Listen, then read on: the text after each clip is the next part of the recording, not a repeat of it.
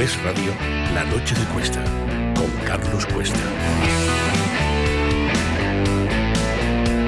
El martes es cuando se comunica a la subdirectora general Gemma Barroso, quien se portó muy bien con la víctima, recibiéndola lo antes posible y tratándola con empatía, que bueno, pues es cuando se le comunica que ha sido admitida a trámite la querella y que es la querella y contra quién va dirigida, y esta persona le dice pues que los hechos son muy graves, que ha hecho muy bien denunciando y que tiene que tirar hacia adelante. Es cuando nosotros lo comunicamos. Ya si antes el ministerio o el ministro lo sabía, pues lo ignoramos. Pues esta es la grandísima pregunta. Y con la cronología que hemos hecho antes, en unos momentos vamos a hablar con Alejandro Entrambas-Aguas, lo que parece es que el ministerio, es decir, el ministro Fernando Grande Marlaska sí lo sabía. ¿Por qué? Pues porque se le comunicó todo lo que había ocurrido un 11 de julio de 2025 a Francisco Pardo Piqueras. ¿Quién es Francisco Pardo Piqueras? El director político de la policía. Eldao González era el director policial, el uniformado. Pero por encima, como España es como es, siempre tenemos que poner un político a meter las narices donde nadie le llama, pues el político que metía las narices donde nadie le llama es Francisco Pardo Piqueras, a la sazón amigo íntimo de José Bono. ¿Bien? Vale. Pues con estos antecedentes, si lo sabía Francisco Pardo Piqueras, puesto ahí por motivo político, ¿no lo sabía el que lo respaldó para que entrara por motivo político? Que tenía que ser, evidentemente, el ministro Fernando Grande Marlaska. Igual que, evidentemente, lo tenía que saber un tal José Luis Rodríguez Zapatero. ¿Por qué? Porque Pardo Piqueras se lo habría dicho, evidentemente, a Segundo Martínez. ¿Quién es Segundo Martínez? El comisario que vigila todos los movimientos en la policía por parte de José Luis Rodríguez Zapatero. ¿O se pensaban ustedes que se había limitado a tener poder José Luis Rodríguez Zapatero en el área de exteriores? No, es el presidente en la sombra. Y el presidente en la sombra tiene que manosear la policía, tiene que manosear contratos de Huawei, tiene que manosear las actuaciones en Venezuela, tiene que manosear los contratos con China, tiene que manosear rescates, porque para algo es el presidente en la sombra, que es una posición muy democrática, lo digo evidentemente con toda la ironía. A mí no me elige nadie, aquí estoy yo tengo todo el poder, pero si pasa algo, oye, salvamos los negocios del PSOE y que le corten la cabeza a otro. De eso estamos hablando. Fran Carrillo, ¿cómo estás? Buenas noches, Carlos. Muy bien, ¿y tú? Y Carmelo Jordá, bienvenidos. Hola, muy buenas noches. Encantado de estar aquí. Que escuchéis, antes hemos escuchado hablar a Piedrafita. Piedrafita, la persona que oíamos en ese audio, es el abogado de la presunta víctima. Y ha dado más información, porque es posible que el caso del Eldao, o mejor dicho, el caso de una presunta agresión, violación del Eldao a una víctima, no haya sido el único. Escúchenle. Mi cliente tiene claras sospechas que ella no fue la única y que puede haber más mujeres que han pasado por lo mismo que ella, pero por el miedo que ella lógicamente tiene todavía no han denunciado, y esperamos que se atreven a denunciar, porque cuanto más se sepa este asunto, más se podrá actuar y acabar con la impunidad de gente que mancha el uniforme de 70.000 mujeres y hombres que garantizan la seguridad de todos. Antes de pasar a hablar con Alejandro Entrambas-Aguas, os pido una primera valoración. ¿A quién creéis? ¿A la policía, que hemos mostrado antes varias declaraciones de sindicatos policiales diciendo que por supuesto que lo sabía el ministerio, o creéis a Fernando Grande Marlaska diciendo que no se sabía? Todo lo que sea la policía en cuanto a cuerpo de autoridad y de seguridad, mis respetos y mis creencias. Todo lo que tenga que ver en la policía con comisarios políticos puestos por Marlaska y el PSOE, credibilidad cero. Por tanto, aquí se cree más al abogado, siempre por una razón muy sencilla, porque ya todo esto, ya las informaciones se sabían que lo conocía. Hoy esta mañana en Telemadrid decían, no, es que esos datos es imposible, tú ponías a quién crees, al abogado, tal, hay que tener datos. Ya tenemos las evidencias. Hay una que además no se ha contado, que es que el comisario de la comisaría de San Fernando de Henares, donde estaba destinada, la víctima, fue trasladado 2 semanas después de que se... De Coslada. Coslada San Fernando, creo que es la comisaría. Puede ser. Coslada San Fernando. Fue trasladado 2 semanas después de que estallara, de que se supiera el caso y que estuviera la denuncia. Es decir, todo esto lo han ido tapando, y teniendo en cuenta los antecedentes de este gobierno y la hemeroteca que hay, y estando Marlaska de por medio, que ya hemos denunciado muchas veces, es evidente que hay más credibilidad en el abogado y la víctima. Es que Marlaska es uno de los ministros más mentirosos, quizá el más mentiroso del gobierno más mentiroso de la historia, no de España, de Europa. Ese ranking se las trae. Montero, ahí yo creo que está con Montero. Bueno, Carmelo. Digamos, entonces a mí me parece que obviamente cualquiera, cuando digo cualquiera, digo cualquiera. O sea, cualquier kinky que encuentres por la calle tiene más credibilidad que Marlaska. Aparte, dicho eso, yo voy a decir una cosa más. A mí me parece que si Marlaska sabía esto y lo ha tapado, no es que tenga que dimitir, es que hay unas consecuencias... unas consecuencias legales que tendríamos que mirar. Claro. Pero, a ver, si se ha impedido la llegada o se ha intentado evitar la llegada de un comportamiento delictivo a un tribunal, se llama obstrucción a la justicia. Por eso que digo que no es un tema de dimisión o no, es un tema legal. Pero que, aunque no lo supiese, Marlaska tendría que dimitir, porque gracias a Marlaska este tío era el DAO. Y gracias a ser el DAO, este tío hizo lo que hizo. Pero si no hubiese sido el DAO, no lo habría hecho. Claro. Déjame que vayamos con Alejandro. Alejandro, ¿cómo estás? Hola, Carlos. Buenas tardes. Oye, ayer nos anticipabas en el programa que ibas a dar una exclusiva que efectivamente dejaba claro que el Ministerio, Fernando Grande Marlaska, el Ministerio del Interior, tenía conocimiento y has cumplido. El 11 de julio le fue comunicado a Francisco Pardo Piqueras, el director político, persona que tiene que designar Fernando Grande Marlaska, por mucho que venga por la interferencia de Bono, por mucho que venga con la interferencia o con la injerencia de José Luis Rodríguez Zapatero. Quien lo tenía que nombrar a Pardo Piqueras era Fernando Grande Marlaska. Si el 11 de julio de 2025 se le había comentado todo lo ocurrido a Pardo Piqueras, lo tenía que saber Fernando Grande Marlaska sí o sí. Sí, entre otras cosas porque Francisco Pardo Piqueras despacha semanalmente con el ministro y, por lo tanto, ante un hecho de enorme gravedad, lo normal es que se lo contara. Es más, lo raro sería que no se lo hubiera contado. Y como hemos desvelado en el debate, fue el pasado 11 de julio cuando el director político de la policía acudió a la ciudad de Vigo porque tenía un acto institucional, y fue al término de este acto cuando se le acercó un inspector, que nosotros tenemos la identidad en el periódico de este inspector, y le comentó pues lo que había ocurrido con la presunta víctima y los hechos que posteriormente han sido objetos de la querella. Con todo lujo de detalles. Claro, en aquel momento, estamos hablando del mes de julio, acababa de ocurrir los hechos, era una información que le estaba trasladando este inspector al director político de la policía por el temor a la repercusión mediática que esto iba a tener cuando se publicara. Lo que pasa es que, claro, ha tardado 7 meses en ver la luz. Que hay una cosa muy llamativa de lo que estás contando, que yo antes lo destacaba, Alejandro, en la cronología que hemos hecho. Claro, el 11 de julio el director político de la Policía Nacional tiene conocimiento porque un inspector le da todo tipo de detalles de lo que ha ocurrido en esa presunta violación. Y justo a partir de ese momento y a lo largo de julio, en lo que quedaba de julio, es cuando se desarrolla toda una campaña de coacciones, presiones a la presunta víctima para que no hable, hasta el punto de que se le llega a ofrecer incluso un cargo de seguridad en una de las embajadas, que es uno de los destinos más deseados por los policías, no porque les guste viajar, sino básicamente porque es la forma que tienen de cobrar un sueldo digno.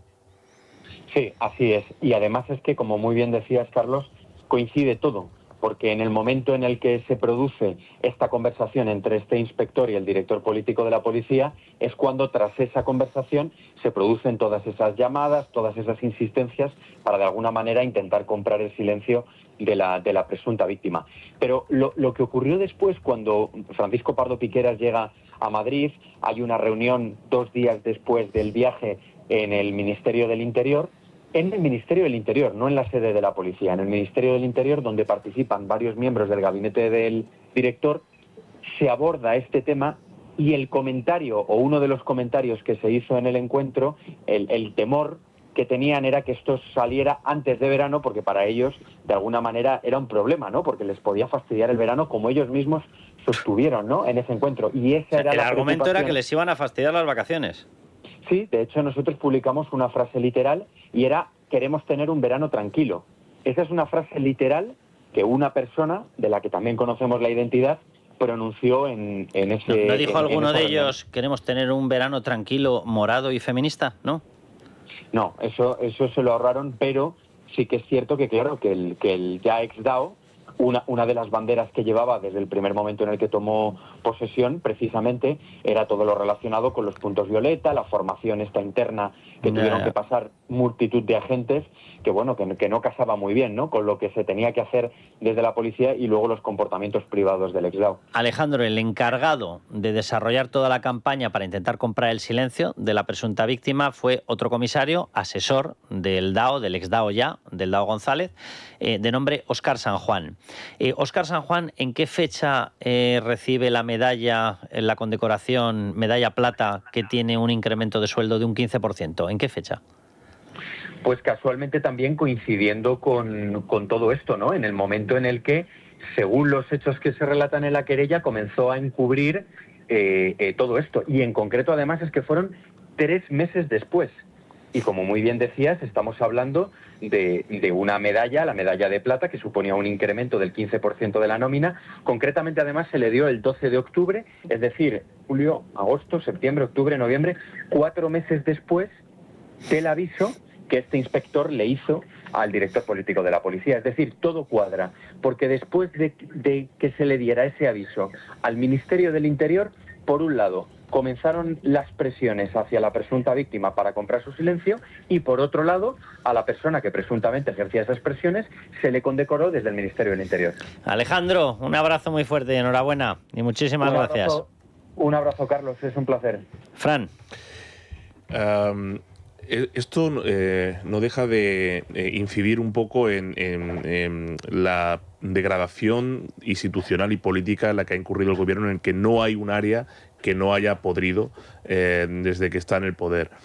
Cuando aumenta la desconfianza de la ciudadanía hacia las instituciones, ejemplos como este lo demuestran. Cuando sabemos que hay un indicio de por qué el gobierno no ha respaldado a la víctima, solamente hay que escuchar las palabras de Sánchez cuando ha dicho: el gobierno se ha comportado con empatía. Es decir, se ha comportado todo lo contrario. El gobierno se ha comportado con transparencia. Las mismas palabras que utilizó en su momento con La Palma, Dana, Adamuz, etc.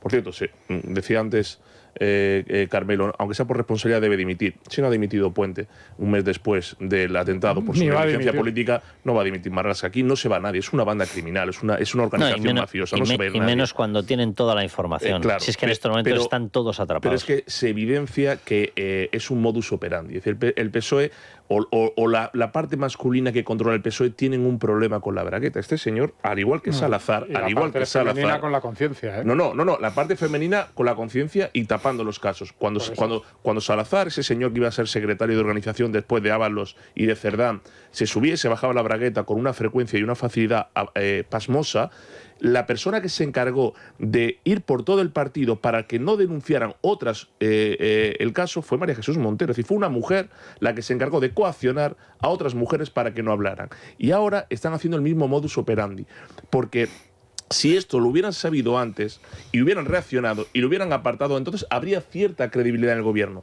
Pero es todo lo contrario. No solamente no hacen nada, sino que se encargan de ocultarlo y de taparlo. Pues fíjate que yo tengo la sensación, Carmelo, de que además esto no ha hecho más que empezar, porque en un día ya se sabe que efectivamente el director político lo sabía desde el 11 de julio, ya sabemos que lo ha publicado Miguel Ángel Pérez en Libertad Digital, que 2 semanas después de todo lo ocurrido se removió al responsable de la comisaría de Coslada, ya sabemos 2 semanas después. Sí, ya sabemos que recibió una medalla pensionada el autor de las presiones. Es decir, yo tengo la sensación de que esto no ha hecho más que empezar. La sensación que transmites es que efectivamente no estamos ante un caso aislado de un señor que era así o que se le cruzaron los cables y tal, sino que estamos ante una forma de funcionamiento que como mínimo no es extraña.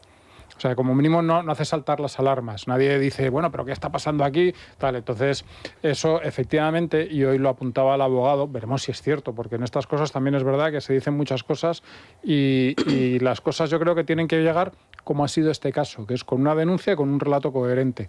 Entonces veremos si llegan más denuncias con un relato coherente, pero el abogado ya ha apuntado de que sí, que a él le están llegando personas que, bueno, pues que están diciendo que ha pasado cosas similares. En cuanto a la empatía, que es un tema que quería tratar, yo no he visto nunca jamás un caso de alguien tan canalla como el ministro Marlaska, que a una mujer que ha pasado por esto, y nos ponemos ahora, pongámonos en su modus mental de hermana, yo sí te creo, hay que creer siempre a la mujer. A una mujer que ha pasado por algo así, le dices que de ella depende que él dimita o no.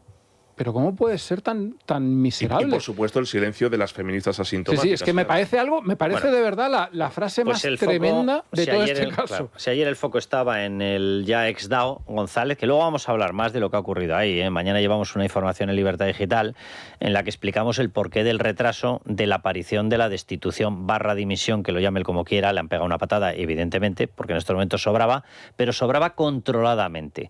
Y ese retraso en publicarlo en el BOE tiene una explicación.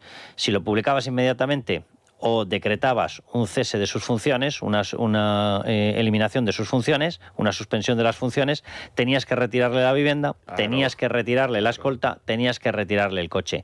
Hombre, a lo mejor con toda la información que tiene el Dao González o que tenía el Dao González, se hubiese molestado. Y lo mismo resulta que en un empujón de su vivienda, de lo que él considera que su vivienda, que es nuestra, es una vivienda oficial, resulta que se hubiese activado una mecánica de suelta de información. Pero vamos porque hablábamos de Marlaska. Ricardo González Mangas, bienvenido. Buenas noches. Vamos a hablar de todos los casos que ya acechan, acorralan a este ministro, pese a lo cual Pedro Sánchez los sigue manteniendo, y será por algo, será por lo que sabe. Hay muchos. Hasta hace poco Marlaska era el ministro más reprobado por las Cortes, por el Congreso de los Diputados, hasta que Pedro Sánchez nombró a Óscar Puente ministro de Transportes.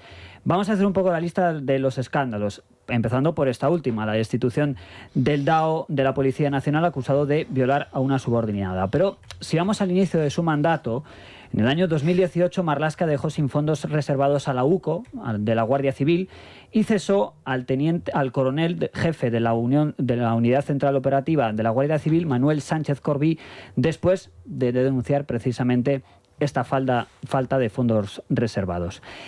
A esto hay que sumarle que de 2018 a 2023, los viernes negros, los viernes basura, acordaros de ese goteo incesante de traslados de presos de la banda terrorista ETA a cárceles tanto del País Vasco como de Navarra. A esto, el ministro del Interior decía esto mismo el pasado 14 de febrero del año 2022 para defender estos acercamientos. La ley no se negocia, la aplicación de la ley penitenciaria ni se ha negociado, ni se negocia, ni se negociará.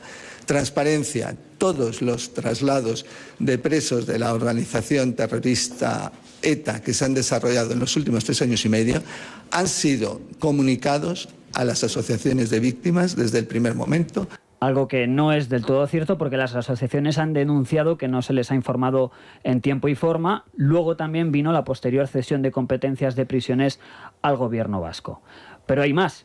En 2020 se destituyó al coronel Diego Pérez de los Cobos. Marlaska alegó para destituirle una pérdida de confianza, pero lo cierto es que de los Cobos se negó a informar sobre las diligencias judiciales que se abrieron por la manifestación del 8M que se celebró justo antes del confinamiento del COVID. El Supremo declaró ilegal esa destitución. Escuchen a Marlaska. No tengo ninguna voluntad de dimitir y en último término también el Gobierno ya ha manifestado su decisión de recurrir la resolución a la que usted hace referencia. En 2022, el asalto a la valla de Melilla, que también provocó su reprobación en el Congreso. En 2022 también el desmantelamiento de la unidad de élite contra el narcotráfico, Oconsur. El 19 de febrero de 2024 le quitó hierro a este asunto con esta frase. Aquel otro organismo tenía un carácter absolutamente temporal. Era temporal, pese a que era una cosa a la que se destinó muchísimo dinero porque se pretendía que fuese algo definitivo y que estaba consiguiendo muy buenos resultados.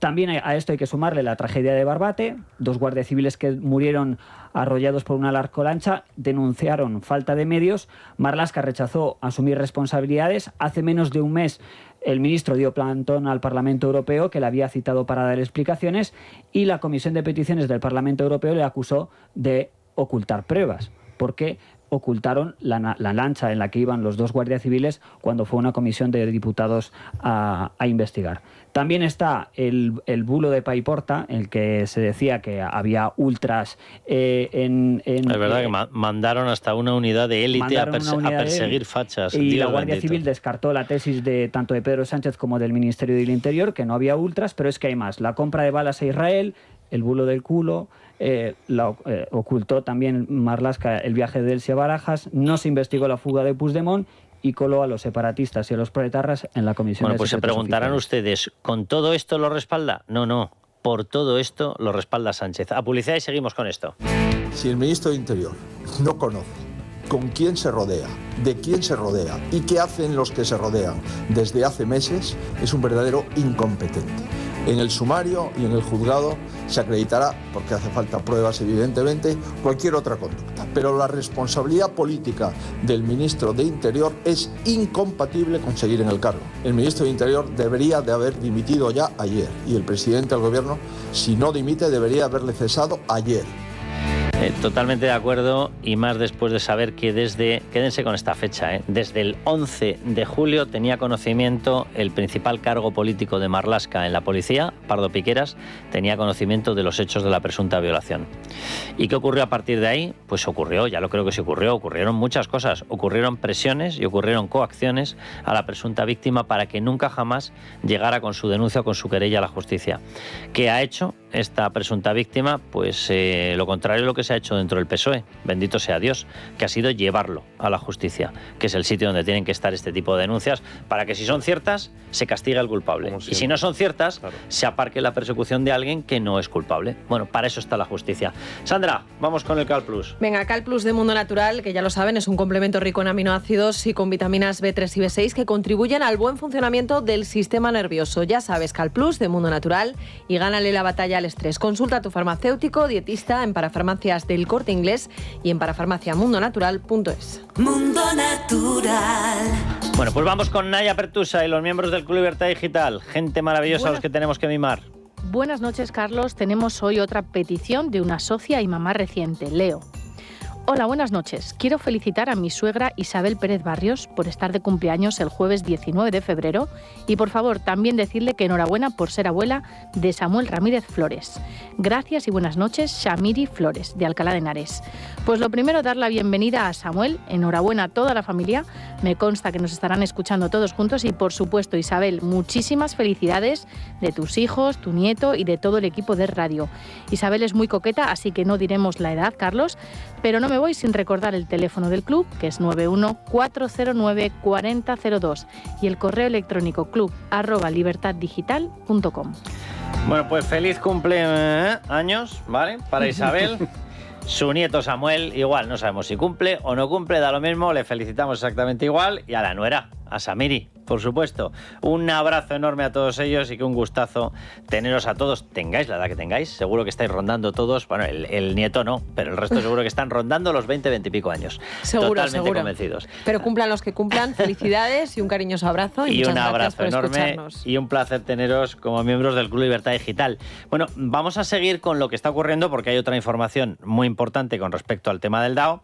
La firma Gema Peñalosa, periodista del Mundo. Gema, ¿cómo estás? Hola, Carlos, buenas noches. Gema, bienvenida. Tu noticia vuelve a incidir en lo mismo en lo que estamos contando. Leo literalmente el titular. Los excesos del DAO de Marlaska eran un clamor. Atención a la frase es literal. A Jota le costaba subirse la bragueta. Y de hecho, mandos y agentes sostienen, como se defiende en la información, que su actitud inapropiada hacia mujeres del cuerpo era conocida. Gema, ¿qué ocurría ahí dentro? ¿Cuánta gente tenía conocimiento de lo que estaba pasando? Bueno, pues al parecer todo el Cuerpo Nacional de Policía, en las distintas escalas, desde la escala más básica hasta los altos mandos, pues sabían del perfil de este señor, porque las relaciones que tenía con sus subordinadas, tanto sentimentales como laborales, siempre pues se caracterizaban por ese abuso presunto de superioridad, ¿no? Vamos, que la Por famosa... eso a mí me extraña muchísimo que el ministro no supiera el perfil que ponía al frente del Cuerpo Nacional de Policía. Es el máximo mando uniformado, esto no hay que olvidarlo. Fíjate, Gemma, además, sobre todo, independientemente de lo que supieran o no supieran, que ya son varias las informaciones que apuntan de forma contundente a que lo tenía que saber, pero sobre todo, en el momento en el que tú tienes conocimiento de que se ha interpuesto, se pretende interponer una denuncia, te llega el más mínimo rumor, si tienes conocimiento de cuál es la actitud, tienes que activar todas las alertas. Exactamente, pero yo en este caso creo, y lo creo de verdad, que el ministro no sabía que existía este episodio, ¿no? A mí lo que me llama la atención es lo que te decía antes, que haya puesto la policía en manos de un perfil que todo el mundo conocía como una persona con comportamientos inapropiados. Entonces el ministro, para mi gusto, debe dimitir, porque es su responsabilidad. Claro, tu versión, yo no sé si efectivamente. conocía la querella o no, pero el perfil de José Ángel González, llamado J, lo debía conocer como lo sabía toda la policía, lo conocía toda la policía. No, está claro, tu argumento es distinto. Antes hemos estado hablando con Alejandro Entrambas-Aguas, que habla de que el 11 de julio lo supo Pardo Piqueras, el director político de la policía. Tu versión es otra, pero claro, el argumento que estás dando es real. Si tenías conocimiento de esto, no podías avalarlo personalmente, que hay que recordar que, de hecho, la prórroga de su vida laboral, porque tenía que haberse jubilado, se concede en plena Dana de Valencia, se cuela en los decretos, en el segundo decreto de ayudas de la Dana, y se cuela, y además todos hemos escuchado la intervención del propio Marlaska diciendo lo respaldo porque es indiscutido e indiscutible. Pues si era indiscutido e indiscutible, sabiendo el perfil. Claro, el ministro aprovecha la catástrofe de la Dana para perpetuarle en el cargo. Y ya sabía, entiendo yo que debería saber si lo sabía toda la policía, porque este señor había protagonizado altercados en la Jefatura Superior de Valladolid. En fin, había dejado sembrado un campo de minas a lo largo de su carrera profesional y el ministro debía saberlo. Por eso, de ahí que yo creo que debe dimitir. ¿Qué sensación? Porque él es el responsable que esté ahí, porque este señor debería estar jubilado. ¿Qué sensación te trasladan los policías en estos momentos, Gemma? Bueno, pues en la policía hay una sensación de desánimo bastante importante, de deslealtad. A mí me hablan de deslealtad. Es la imagen de la policía, es que la policía y la Guardia Civil son los garantes de la seguridad de los ciudadanos, de que no se cometan hechos delictivos, los que persiguen este tipo de hechos. Entonces, ver a tu máximo representante, a tu jefe supremo, en estas, pues salpicado por una querella de estas características, pues en el cuerpo hay bastante desánimo, como te digo, y bastante desilusión, sobre todo. Tampoco se entiende que el ministro no haya movido ficha todavía en este sentido. Gemma, un abrazo muy fuerte y muchísimas gracias. Un abrazo, Carlos. Hasta luego. Pues otra información desde otro punto de vista. Yo particularmente sí me creo que, lógicamente, si lo sabía Pardo Piqueras, lo tenía que saber Fernando Grande Marlaska, pero oye, Gemma es una persona que tiene unas fuentes más que solventes dentro de la policía. Su versión es esta, pero tiene mucha razón en el argumento. Claro. Es decir, cómo fue seleccionada una persona que resulta que era un secreto a voces. El Español, el diario El Español, lo cuenta de otra manera y dice una frase textual comentada por algunos de los compañeros policías y dicen, es que las mujeres evitaban estar cerca de él. Pero es que no solo, perdona, no solo es que fue nombrado, es que fue mantenido en el cargo destrozando la ley, quiero decir, por decirlo de una forma sutil. Y camuflándola en el decreto de la Dana. En un decreto de la Dana, es decir, de la forma más miserable y tal. Lo cual te da una idea, o sea, el camuflaje para mí es vital, porque eso te da una idea de que esa ley no se podía aprobar de una forma normal, es decir, estamos ante algo completamente irregular. Y entonces, a este tipo, que efectivamente todo el mundo le conocía, y de una forma completamente irregular, le has permitido seguir en el cargo, que es el cargo, obviamente, al menos a tenor de las escuchas, lo que le da a él esa sensación de que tiene derecho de pernada para hacer con su subordinada lo que sea. Es decir, es que hay una responsabilidad, es que, insisto, desde ese punto de vista, me da igual que lo supiese o no, es que tendría que haberse ido antes de ayer. Bueno, hay un hecho muy delator que lo publicaba OK Diario, y es la escena de la vivienda donde no debería haber estado ya el DAO González, claro, el ex DAO, porque en el momento en el que saltan estos hechos, la actuación protocolaria habitual de la policía es apertura o inicio de un expediente que tiene que llevar aparejado una suspensión de empleo y sueldo. En caso de que consideres que se pueden violar las garantías porque tienes dudas, se tiene que activar una suspensión de las funciones, que es precisamente una medida cautelar hasta que se abre ese expediente.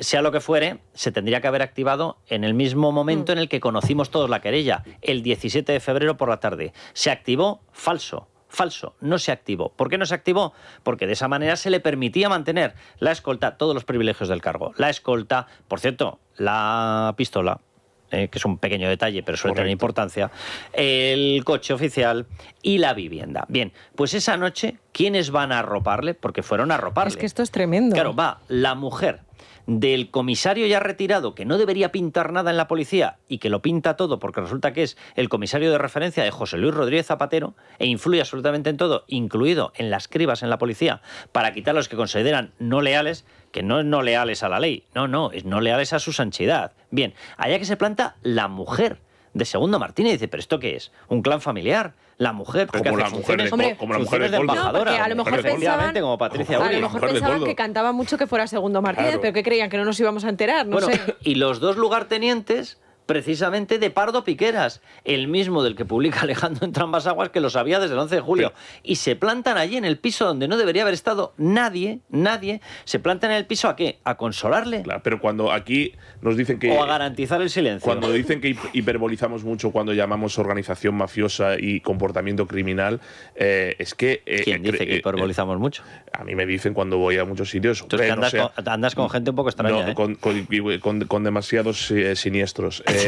Lo que te quiero decir, no digo porque están a la siniestra, porque es verdad que el escándalo del DAO político o del DAO policial es consecuencia del Daesh moral de este gobierno. Es decir, es un gobierno que está orgulloso de una ley que soltó a violadores y abusadores sexuales. ¿Cómo no van a estar orgullosos y cómo no van a silenciar todos los escándalos de acoso y agresión sexual que hay en todas las instituciones si están orgullosos de esa ley? Estamos hablando de un gobierno al que hay que escuchar y leer a la inversa. Todo lo que diga, invito a los oyentes a que hagan esa investigación, ese experimento, todo lo que hace el gobierno, dice el gobierno, pasa exactamente lo contrario. Pero lo contrario es lo contrario, no hay ni un solo matiz.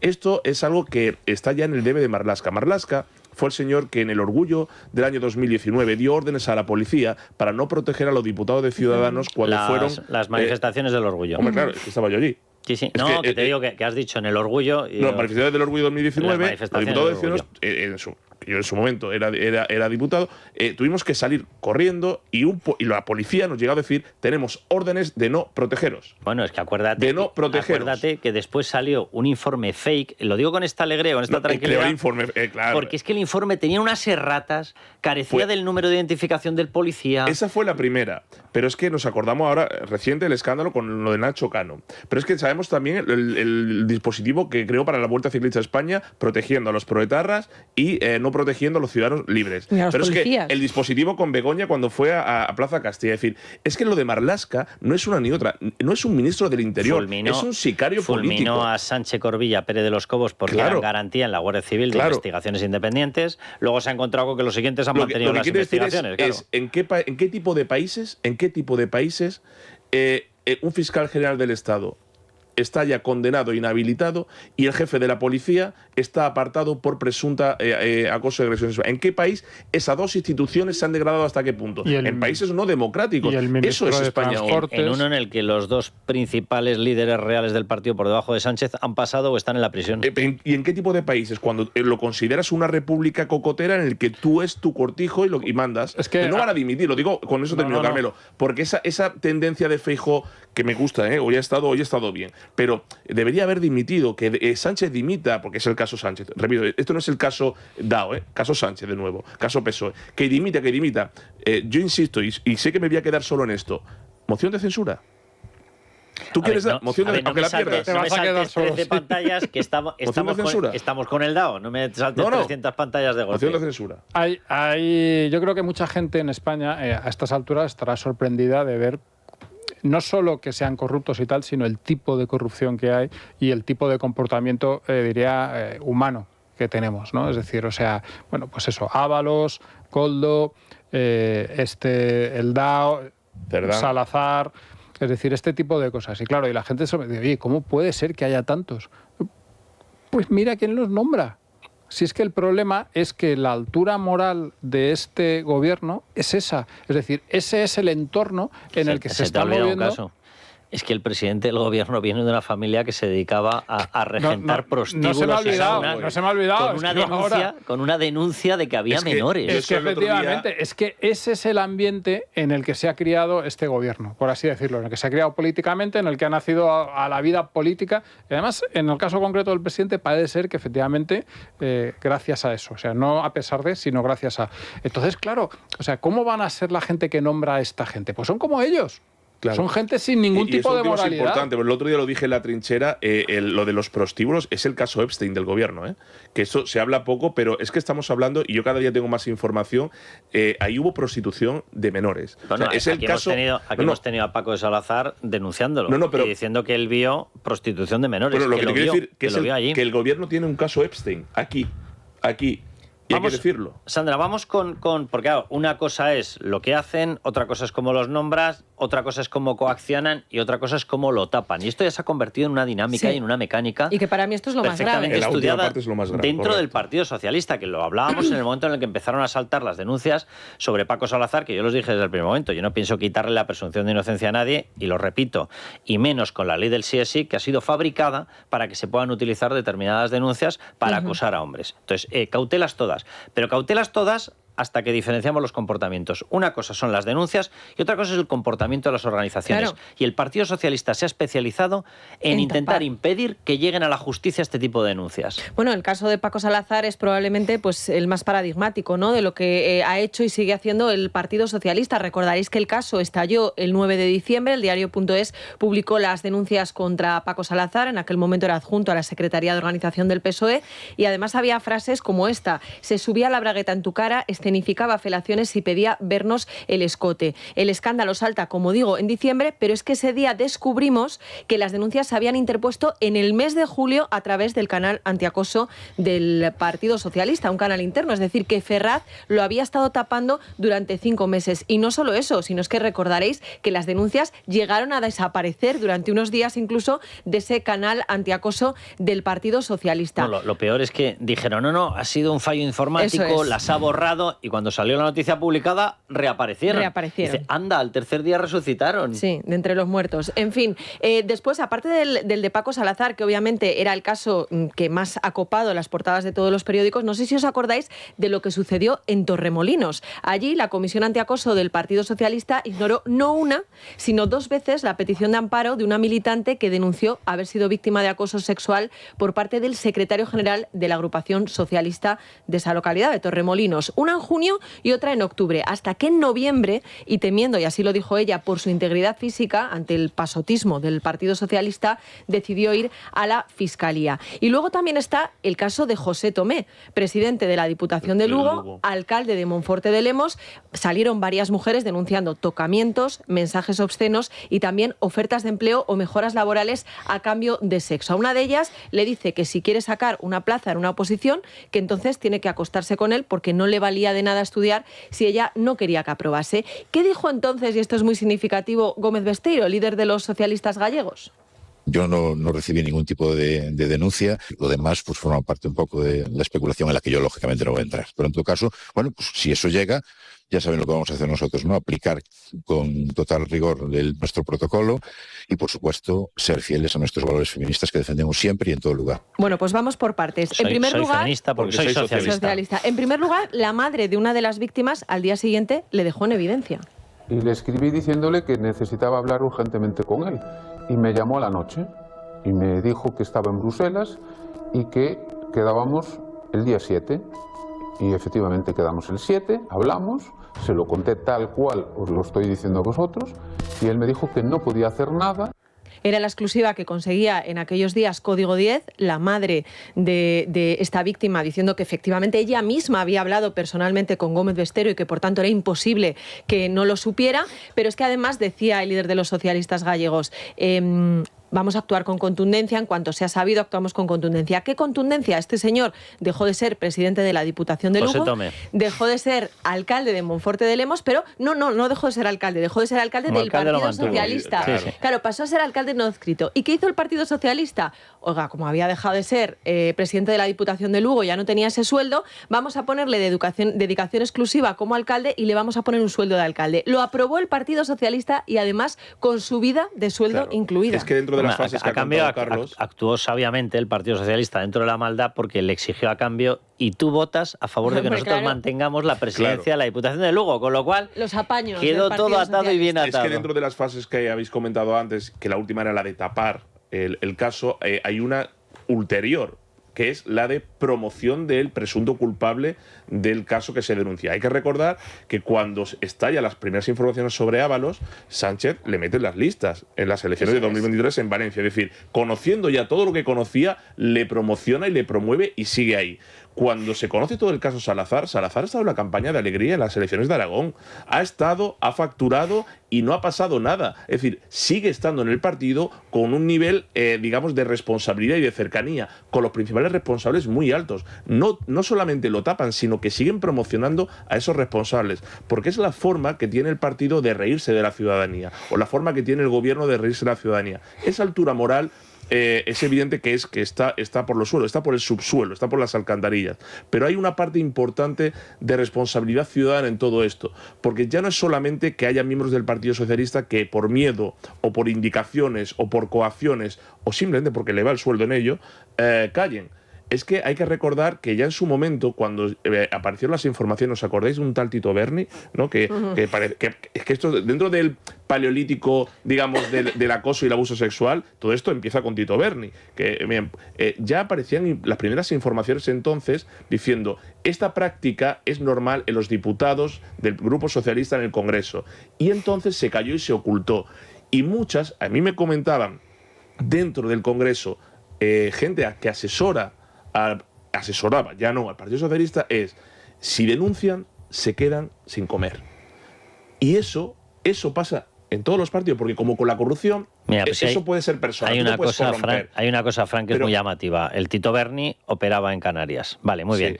¿Dónde les pillaron la red de cenas que era en el Ramsés, en el restaurante Ramsés, en plena Puerta de Alcalá, en Madrid, y luego se iban a un puticlub llamado Sombras en el Viso madrileño? O sea, si tú tienes circunscrito tu ámbito de corrupción / prostitución, lo tienes circunscrito a Canarias, no te vienes de juerga a Madrid. Evidente. Porque en Madrid te van a ver el resto, claro, a menos que es que les hayas invitado. Evidente. Y aparte de ese momento están todos atrapados. O sea, la red de disfrute, por decirlo de alguna manera, de la red de corrupción la tenían en Madrid. Ergo, en Madrid se tenía que conocer, pero por narices. Pero que lo saben todo, pero es que la cuestión es cómo se responde, lo ha dicho antes Carmelo.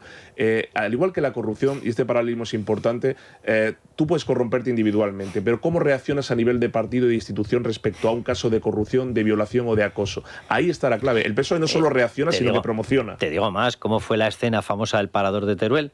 Que resulta que es que... ahí había una intrahistoria que fue brutal, y ahora nos vamos a ir a publicidad, pero déjame que cuente la anécdota, que fue brutal, porque se estaba estrenando un servicio ferroviario, y José Luis Ábalos, ministro de Transportes, tenía tal conocimiento del servicio ferroviario que no cayó en la cuenta de que la línea que estaban inaugurando no funcionaba por la noche. Momento en el cual tuvieron que decidir que las prostitutas que traían, que por lo visto no le debían gustar las de Teruel, debe ser fino, aquí el amigo, y dijo, no, estas que me las traigan, ¿de dónde? De la Comunidad Valenciana. Claro, resultó que como el tren no funcionaba, las tuvo que pedir en furgoneta. Y allí que llegó la furgoneta cargada de prostitutas, y dices, es que sois infinitos, de verdad. Es personal de confianza. Sí, ya te digo. Sandra, vamos con un consejo sobre Legalitas que alguno en el PSOE le está necesitando. Bueno, Legalitas, que dice que decir no sienta genial, ¿no? Y solo hay que probar. Puedes decir no al casero que tarda una vida en arreglarte algo, decir no a las pegas que te ponen para devolver ese pedido, decir no al inquilino que siempre paga la semana que viene, y si no te cubre la garantía porque el producto está rebajado, pues no. Llama a Legalitas y defiende lo que es tuyo, porque cuando tienes una suscripción a un servicio de abogados que puedes usar tantas veces como quieras, puedes decir no. Además, por ser oyente de Es Radio, un mes gratis. Legalitas, no te conformes. El número de teléfono 900 100 665. Bueno, pues déjenme que les dé más titulares, porque se lo hemos comentado antes, pero vamos a profundizar en esta historia. Por si alguien tiene dudas de que se conocía, hubo toda una serie de movimientos orquestados que tienen un tufo a que se le estaba protegiendo. Muchísimo cuidado. Alejandro Entrambas-Aguas ya nos ha contado que el 11 de julio Pardo Piqueras recibió la información de que efectivamente se había producido esa presunta violación. Gema, desde El Mundo, Gema Peñalosa, ya nos ha comentado que era un clamor que este señor tenía determinadas prácticas, pese a lo cual resulta que Fernando Grande Marlaska apostó por él al 100%. Bueno, pues Miguel Ángel Pérez nos va a contar en nada, creo que le tenemos ya en conexión, que el jefe policial directo, el comisario de Coslada, justo el jefe directo de la denunciante, de la presunta víctima, fue trasladado 2 semanas después de presentarse la querella. Miguel Ángel Pérez, ¿qué ocurrió allí? Bienvenido. ¿Qué tal, Carlos? Pues sí, la información que publicamos en Libertad Digital es la posible implicación, o podríamos decir que este escándalo del DAO podría salpicar a otro mando policial. Según las fuentes policiales que hemos consultado, pues podría tratarse de ese comisario de Coslada, David Molano.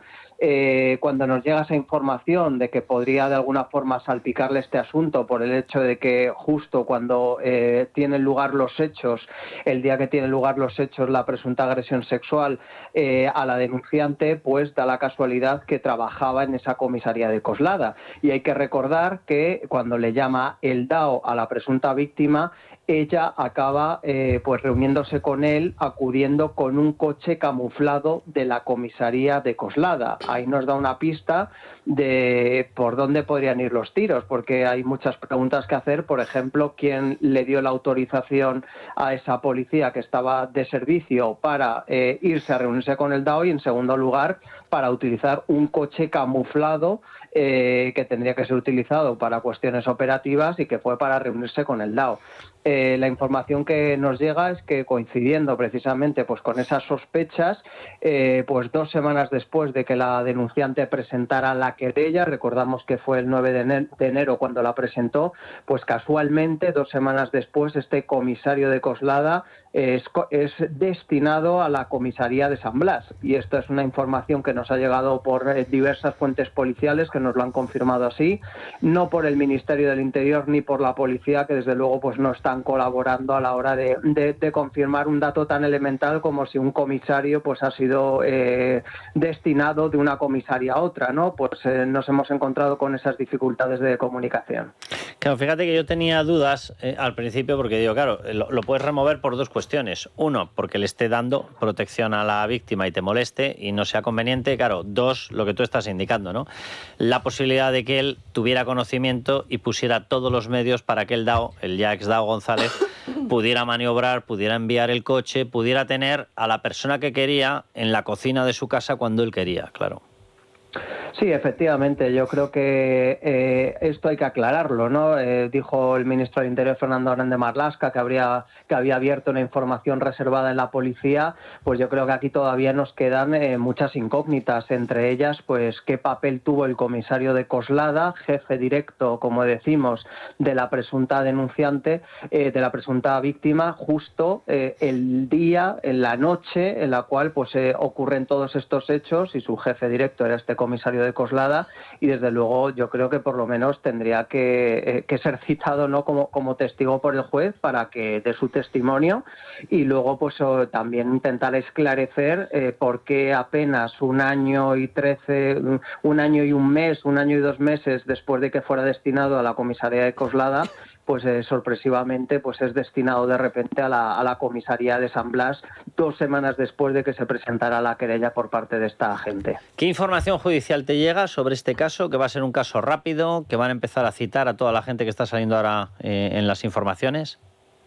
Bueno, yo creo que ya se están empezando a mover, ¿no? De hecho, pues el abogado de la denunciante ya pues ha dicho que quieren que hagan una pericial por parte de la Guardia Civil, de los dispositivos, etcétera, porque obviamente pues no se fían mucho en esta historia de la Policía Nacional, pero yo creo que aquí hay un hecho diferencial respecto a otras acusaciones de agresión sexual, a otros procedimientos por agresión sexual, y es que aquí existen grabaciones, claro, pero no solamente grabaciones de las coacciones posteriores, sino del momento en el que presuntamente se producen los hechos, y yo creo que ese es un hecho diferencial muy importante, y la verdad es que entiendo que cuando el juez pues escuche esa grabación va a aclararse bastante sobre lo que estamos hablando, ¿no? Yo creo que el horizonte penal de González es muy, pero que muy negro en este asunto, precisamente por eso, ¿no? Porque hay pruebas documentales, algo que no suele ser tan habitual, suele basarse los jueces pues en el testimonio, si les da credibilidad de la víctima, de la denunciante. Aquí es que hay un audio, y eso yo creo que es algo muy importante. Miguel Ángel, déjame que anticipe noticias que vamos a publicar en Libertad Digital de madrugada o a primera hora de la mañana, pero hay una muy llamativa. Lo digo porque ya habíamos hablado de que Zapatero tenía que ser valedor de este DAO, básicamente porque Segundo Martínez, que es su comisario de referencia, ha remodelado básicamente la policía, y este era el DAO, el jefe de los uniformados, por lo tanto, si lo sabía Segundo Martínez, lo tenía que saber Zapatero. Ya habíamos hablado del propio Segundo Martínez, pero claro, tú introduces esta madrugada en una noticia en exclusiva, introduces otro nombre, que no es que esté muy fuerte en el gobierno, ¿verdad? ¿Cuál es el nombre? Pues Óscar Puente. Óscar Puente fue valedor del DAO. Efectivamente. Según las fuentes policiales que hemos consultado, lo que nos indican efectivamente, Carlos, es que Óscar Puente habría coincidido pues en su época de Valladolid, tanto con Segundo Martínez como con el ya dimitido Dao González, y obviamente pues en ese momento en el cual pues Pedro Sánchez llega al gobierno, elige al ministro de Interior Fernando Grande Marlaska, pues ahí es en ese momento cuando juegan sus cartas, digamos, Segundo Martínez con Zapatero para convencer a Pedro Sánchez de que había que poner a José Ángel González al frente de la Dirección Adjunta Operativa de la Policía, y de ese clan de Valladolid pues también surge el actual ministro Óscar Puente, que recordamos que previamente había sido 8 años alcalde de Valladolid, sí. Y que en esa fecha pues era el portavoz de la Comisión Federal del Partido Socialista de la Ejecutiva Federal, con lo cual tenía muchísimo peso a nivel nacional, y ahí pues digamos que como conocía también a ambos de esa época en Valladolid, pues hizo valer también el nombramiento del DAO. Pues te digo una cosa, si lo conocía, si tenía trato personal, Óscar Puente, para que la gente no se confunda con este tema, nosotros lo vemos ahí, lo vemos en Twitter diciendo barbaridades, pero claro, esto es a ojos nuestros, pero a ojos dentro del gobierno y a ojos de Pedro Sánchez está encantado con Óscar Puente, encantado, hasta el punto de que Óscar Puente estaba convencido de que era el ojito, ahí no es el ojito derecho, ahí es el ojito izquierdo, obviamente, estaba convencido de que era el ojito izquierdo de Pedro Sánchez, vamos, él estaba convencido de que iba a ser el sucesor, de hecho él se lo sigue creyendo, incluso después del accidente de Adamuz. Él se lo sigue creyendo. De hecho, lo ha contado a sus cercanos, su equipo más cercano, que se quería postular o se quiere postular. Lo que quiero decir es que, evidentemente, si Óscar Puente estaba al cabo de la calle del tema del DAO, estaba al cabo de la calle un tal Pedro Sánchez, obviamente. Oye, pues déjame que mencione otra noticia que vamos a publicar en Libertad Digital y que estará disponible de madrugada a 1:00 de la mañana, que no es de este tema, pero toca Marlaska. Y cuidado porque es un tema muy delicado también. Marlaska se reúne con su homóloga de República Dominicana, la responsable de Interior en República Dominicana. Qué país, qué raro, una noche sin tener que mencionar República Dominicana, en plena polémica por el pasaporte de Begoña Gómez. ¿Están con el Típex en la mano? ¿Les ha dado lecciones Álvaro García Ortiz o qué?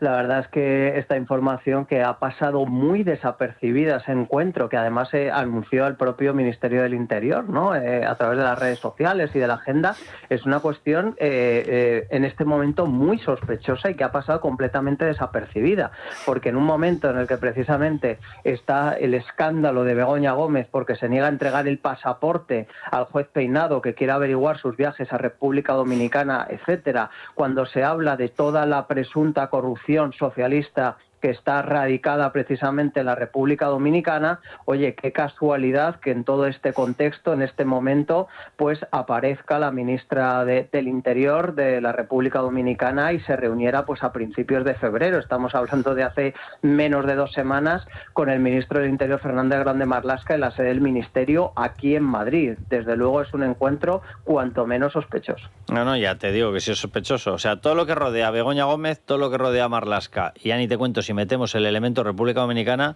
se convierte en alto voltaje. Miguel Ángel, un abrazo fuerte y muchísimas gracias.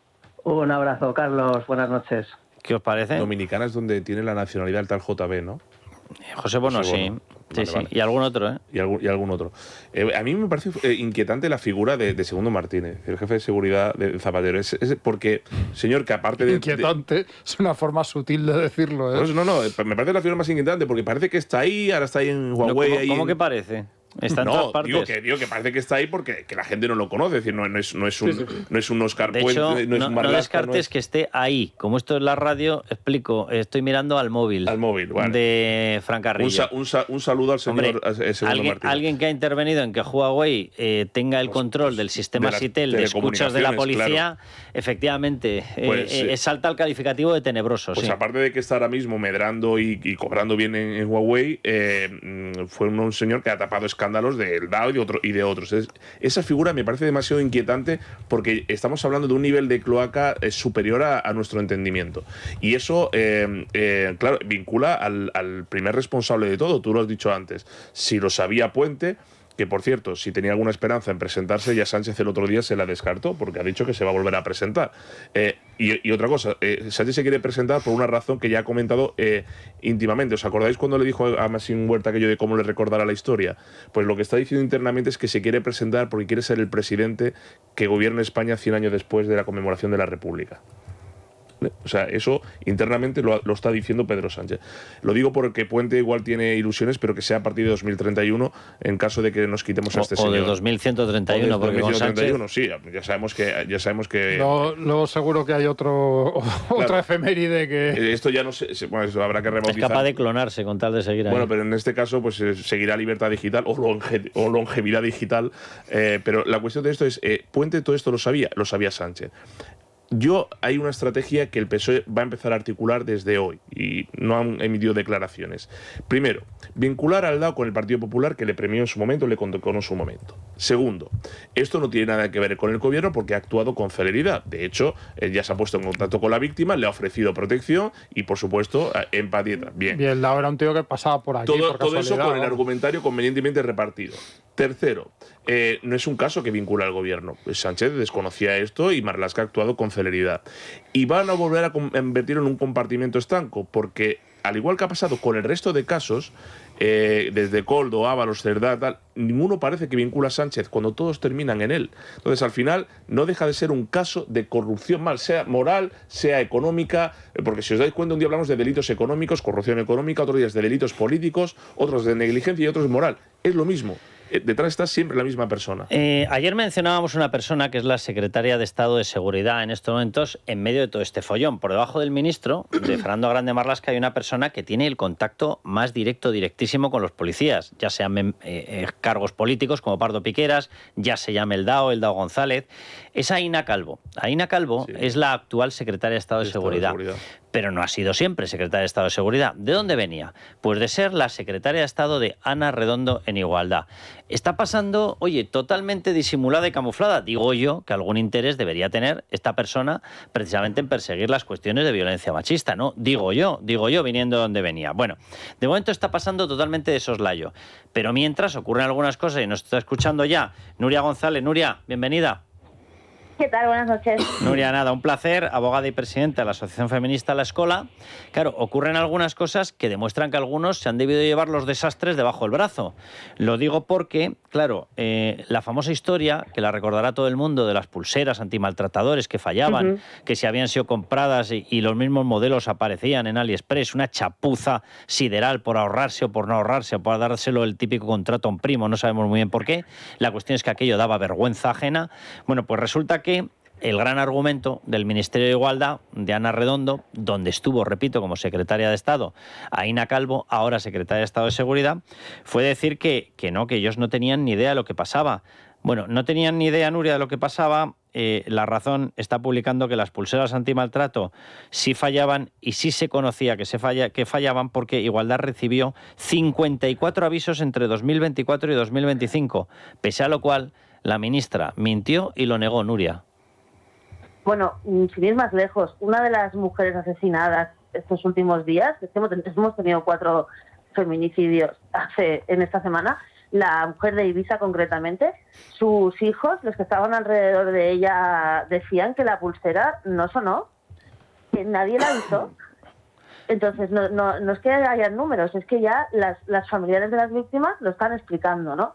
Aquí lo que pasa, yo ya viendo un poco con Nuria, perspectiva... antes de que avancemos, porque yo no tenía conocimiento de esta historia, esto ha sido en Ibiza. Sí, la última víctima... Y los hijos han declarado que la pulsera no sonaba. La pulsera no sonó. Claro, lo digo porque, claro, aquí como las noticias pasan a una velocidad de vértigo, o sea, según nos ha dicho el Ministerio, que evidentemente debe ser otra mentira más, ya sé que eso no es noticia, según nos ha dicho, ya tenían solucionado el tema de las pulseras antimaltrato. Pero es que esto viene de muy antiguo, porque nosotros que trabajamos con muchas mujeres en situación de violencia, que las pulseras no funcionan es una cosa habitual. De hecho, las mujeres acaban encerrándose en sus casas ellas y los agresores alrededor de sus casas porque no se fían. Porque es que no se fían del sistema. Nuria, estaba justo buscando la información, Sandra, y claro, hay un detalle, coméntanoslo, Sandra. Sí, estaba leyendo, Nuria, en el diario de Ibiza, efectivamente, esa noticia que nos contabas, la pulsera de protección de la mujer agredida brutalmente en San Antonio por su expareja no funcionó, pero es que lo que cuenta la noticia es que el dispositivo sonó, pero cuando los agentes de la Guardia Civil ya llevaban varios minutos en la vivienda de la víctima, o sea, es que esto es vergonzoso. Pues eso. O sea, que los retrasos no los tenemos solo en los trenes, obviamente. Pues es así, pero fíjate que yo quería comentarte que después de ver un poco con perspectiva todos los casos de acoso sexual, de agresión sexual, todas las mujeres que están cerca del poder, las mujeres que están cerca del Partido Socialista, ninguna víctima denuncia. Exacto. Ellas mismas que están cerca del poder saben que el sistema tal y como está montado no funciona.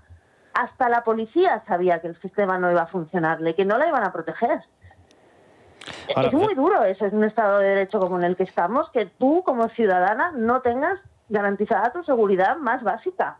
Fíjate que además el periódico La Razón está publicando que esto no es que haya sido una investigación sesuda, no es que hayan destinado, como decían aquellos, ¿verdad? Hemos estado 3 años investigando, sí. La Razón ha accedido a una resolución oficial que demuestra que efectivamente múltiples problemas con los dispositivos eran más que conocidos, que se sabía en el Ministerio. Vamos, que nos mintieron a la cara con el mayor descaro del planeta. Bueno, otra vez, porque este Ministerio, que yo no me canso de repetir, que deberían de tapiar, echarlo abajo y hacer un parking ahí donde está, porque sería mucho más útil que lo que hay ahora, en serio. Porque para lo que sirve el Ministerio de Igualdad es para parecer que se hacen políticas de igualdad. Tenemos un ministerio, parece que hacemos políticas de igualdad. Y a la hora de la hora, la más urgente, que no es nada más que la obligación de cualquier Estado de garantizar la vida de sus ciudadanas, no se está cumpliendo. No se está cumpliendo porque además no hay ningún seguimiento de absolutamente nada. Y las propias mujeres que son víctimas del entorno del Partido Socialista o de los propios cargos del Partido Socialista de delitos de agresión sexual gravísimos, no van a denunciar. ¿Es que ellas no tienen conocimiento del sistema? Claro que lo tienen, pero saben que no les va a proteger. Entonces, o aquí se da una vuelta al Ministerio de Justicia, al Ministerio del Interior, y se quita de medio el Ministerio de Igualdad tal y como está pensado, o será dinero tirado, siempre. Nuria, amén. Es que no se me ocurre nada más que decir. O sea, yo siempre he defendido que la ley del sí es sí, que creó estos cinturones sanitarios, evidentemente no los creó esta historia de no tienes que discutir dentro de la organización, pero que no, de lo que tienes que hacer es ir corriendo a la justicia, que se activen las diligencias policiales y que se pueda investigar de verdad. ¿Desde cuándo, si tú has tenido un caso de acoso sexual o de agresión sexual dentro de una organización, la organización va a tener un interés en que se dirima y en que haya responsabilidades? No va a querer nunca. Nunca. No, es que yo siempre, y con Sandra, que la tienes por ahí, siempre lo hemos hablado al hilo, por ejemplo, de todo aquello que salió con el Rejón, con el tema de Rejón, con Cristina Fallarás, el libro y demás. Si tú te acercas a alguien, siendo una víctima, que prefiere llevarte antes a un periódico o a una editorial o a un despacho que a una comisaría, sal corriendo de ahí porque esa no te va a ayudar. Totalmente. Correcto. Y eso tiene que tenerlo todo el mundo claro. Entonces, a nosotras, a mujeres feministas de verdad, este chiringo del Ministerio de Igualdad nos está haciendo muchísimo daño. En nuestra lucha por nuestros derechos, por la supervivencia, por una vida libre de violencia, por lo normal, vaya, por tener los mismos derechos que un hombre, ni más ni menos. Pero claro, todas estas historias al final lo que hacen es una reacción en la sociedad que tú mientas la palabra feminismo y la gente sale corriendo. Y es culpa de estas y, por supuesto, de las predecesoras innombrables ya, Irene Montero y compañía. Nuria, un placer. Igualmente, buenas noches. Y muchísimas gracias por intervenir con nosotros. Bueno, pues otro caso más. O sea, es que es suma y sigue. Fíjate, yo no había visto la noticia. No, yo tampoco lo había visto y me parece terrible. Resulta que están los agentes de la Guardia Civil y empieza a sonar. El aviso empieza a sonar, claro, que estaban los agentes de la Guardia Civil con el cadáver. Ya. No, es claro, nada. O sea, la mujer creo que no ha fallecido, no murió, simplemente o sea, lo que recibió era fue una paliza, eso es, pero efectivamente hasta que ellos no están allí no suena el dispositivo. ¿Qué gracia tiene que suene en ese momento? Ninguna. O sea, es que es tremendo. Es que esto, que es una noticia que efectivamente, como vamos de escándalo en escándalo con el Partido Socialista, pasa inadvertido en un día como hoy, a mí me parece que es para que alguien dimita, obviamente. Lo que pasa es que como en este país nadie dimite, pues obviamente... Yo solo quiero dar datos para que la gente vea en perspectiva. El coste de financiar anualmente la ley ELA para los enfermos de ELA, 40 millones de euros. El coste de financiar la investigación para, solucionar el cáncer de páncreas, 35 millones de euros. El coste de facilitar protección, armamento, equipamiento y pistolas de última generación para la Policía y Guardia Civil, 100 millones de euros anuales. Coste del Ministerio de Igualdad, 500 millones de euros. Coste de Radio y Televisión Española, 1.300 millones de euros. Bueno, ahí te faltan los 700 del rescate de la SEPI. Claro, pero hablo del coste presupuestario que está público, luego ya lo que venga por detrás. Lo que quiero decir es que cuando tú tienes un gobierno que destina a un chiringuito ideológico 500 millones de euros y a un órgano de propaganda 1.300 millones, y tienes a los enfermos de ELA que solamente necesitan 40 millones desprotegidos, a los miles de enfermos de cáncer que están pidiendo ayuda y los tienes desprotegidos, a la policía que no tiene cómo defenderse y la tiene desprotegida, eso es un gobierno. Fíjate, te hago otra comparación. 700 millones costaba la supuesta reparación, que evidentemente no lo fue, de la línea de AVE Madrid-Sevilla, donde estaba el tramo de Adamuz, y 700 millones ha sido el rescate de la SEPI porque los 1.200, 1.300 millones de Radio Televisión Española se los habían zumbado. Y les faltaban 700 millonazos. Y presume José Pablo de superávit, claro, porque te han regalado con dinero, claro. Y presume de audiencia que tirando con pólvora del rey, pues tiene audiencia aquí. Que encima es mentira, efectivamente. Claro. Sobre el tema a ver, la invitada lo ha dicho perfectamente. El Ministerio de Igualdad es un chiringuito que no tiene ningún sentido en cuanto a la igualdad. Que el único sentido que tiene es colocar gente y parecer que haces políticas que te definan como feminista, no sé qué. Pero a la hora de la verdad, el feminismo del PSOE es el que estamos viendo. Salazar, el DAO, las pulseras o el hecho de que eres tan feminista y defiendes tanto a las mujeres que no te importa que vayan en burka. Ese es el feminismo del PSOE. Esa es otra, estábamos olvidando lo del burka. Es que han votado en contra del burka. Es que sale Rufián muy estupendo. No, han votado en contra de prohibir el burka. Han votado a favor del burka. A favor del burka. La cárcel de tela. Sale Rufián el otro día estupendo. Lo del burka es una salvajada 24 horas después. Menos de 24 horas. No le dio ni 24 horas al tío. Menos de 20, más a mi favor. Menos de 24 horas después de votar en contra de prohibir el burka, dice que el burka es una salvajada. Tiene a su gente tan amaestrada que aplaudían. Pero Carmelo, que sigan así. Es decir, Podemos ha desaparecido en todos los sitios. Rufián está haciendo este movimiento porque no lo quieren ya ni en su partido. La izquierda está cayendo, el PSOE se está hundiendo. Que sigan así. Vamos a publicidad y volvemos con... Tú habías pronunciado el nombre o las siglas, ¿verdad? JB. Sí. Vale, pues no te referías a un whisky. Te referías a José Bono. Ni a Jude Bellingham. Vale, eso también. Bueno, no voy a hacer chistes sobre Jude Bellingham y whisky, que los mismos salimos mal. No, bueno, debía ser referente a José Bono, ¿verdad? Bien, sí. Pues a la vuelta, una información sobre José Bono, sus relaciones con Ábalos y peticiones de favores. Pero vamos antes con un consejo de Clínicas Cres. Bueno, os veo a todos aquí estupendamente. Creo que no tenéis ningún problema de salud, pero si en algún momento creéis que lo tenéis, os recomiendo que vayáis a Clínicas Cres, porque allí apuestan por la medicina personalizada. Estudian tus hormonas, tu genética y tu microbiota para diseñar un plan médico personalizado para que bajes de peso de forma segura, duermas mejor, recuperes tu energía y, en definitiva, vuelvas a sentirte tú. Tienes Clínicas Cres en Madrid, en Valencia, en Zaragoza y en Mallorca. Así que pide cita ya en el 91 445 0004, repetimos, 91 445 0004 o en clínicascres.com. Clínicas Cres, porque lo que pasa en el intestino no se queda en el intestino. Las 10:02, las 9:02 en Canarias. En Es Radio, La Noche de Cuesta, con Carlos Cuesta. Ignacio Escudero, bienvenido. Buenas noches. Bueno, atención porque esto ya es el triple salto mortal. El gobierno, el mismo, que no va a controlar, en la práctica no va a controlar los antecedentes penales en la regularización de inmigrantes, sí va a incluir el conocimiento de las lenguas cooficiales para la renovación de los permisos de residencia de los inmigrantes que sean regularizados. Pasado un año de su residencia en España, el Gobierno exigirá a los inmigrantes conocer el idioma cooficial del lugar donde residan para renovar ese permiso, cediendo así a las peticiones de los gobiernos catalán y vasco. Además, el Ministerio del Masaiz también incluirá en el Real Decreto el requisito de tener un contrato laboral o acreditar la búsqueda activa de empleo. La norma todavía tiene que ser dictaminada por el Consejo de Estado y ser aprobada por el Consejo de Ministros. Bueno, y la noticia sigue siendo, entre otras, el silencio del Gobierno tras el escándalo del DAO de la policía. Veremos mañana porque varios ministros podrían hablar o no No lo hará el presidente del Gobierno, que pese a acudir a un acto no atenderá a los medios, pero sí los ministros Félix Bolaños, María Jesús Montero, Margarita Robles, Sara Agesen, Sira Rego y José Manuel Álvarez, que atenderán a los medios de comunicación en distintos compromisos agendados para mañana, en los que se espera que les pregunten por la última polémica de Marlaska, que no tiene nada en su agenda de mañana. Y los inspectores de Trabajo y Seguridad Social reclaman a Yolanda Díaz del pago del bonus de productividad de 2025. Hasta 4 sindicatos de los trabajadores del Ministerio reclaman a la cartera de Yolanda Díaz que no les ha pagado aún parte del bonus de productividad colectiva del año pasado. Critican que la ministra de Trabajo exija a las empresas lo que ella misma no cumple con su plantilla. En un comunicado reclaman ese dinero con malestar y preocupación, ya que el bonus del año 2024 ya se abonó con retraso. Aseguran que no les sorprenden estos comportamientos, que dicen sancionarían sin dudarlo en cualquier otra empresa. Y la Guardia Civil apunta como principal hipótesis del accidente de Adamuz, que se saldó con 46 víctimas mortales, la rotura del carril o un fallo en la soldadura de la vía. Vamos, responsabilidad de la vía, responsabilidad del Gobierno. La Benemérita ha remitido al juzgado su primer informe sobre el accidente ferroviario del 18 de enero en Adamuz, en el que murieron 46 personas y más de 150 resultaron heridas.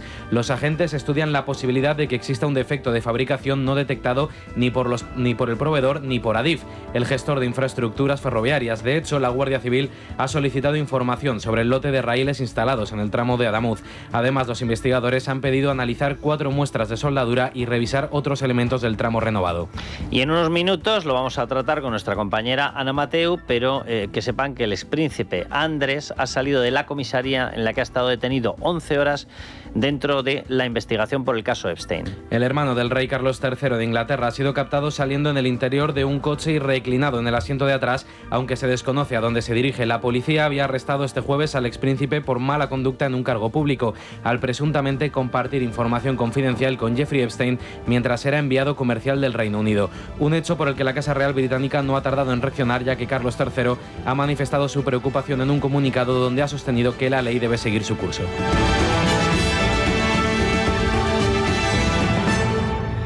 Bueno, pues ¿se pensaban ustedes que íbamos a tener un día sin otras tramas de corrupción? De eso, nada. Bueno, vamos a hablar en nada con Arturo Criado del Español, porque están tirando de un hilito, o casi habría que decir que de una maroma, porque esto no tiene ninguna pinta de hilito, más bien tiene pinta de un hilo gordo, pero gordo y oscuro de muchísimo cuidado.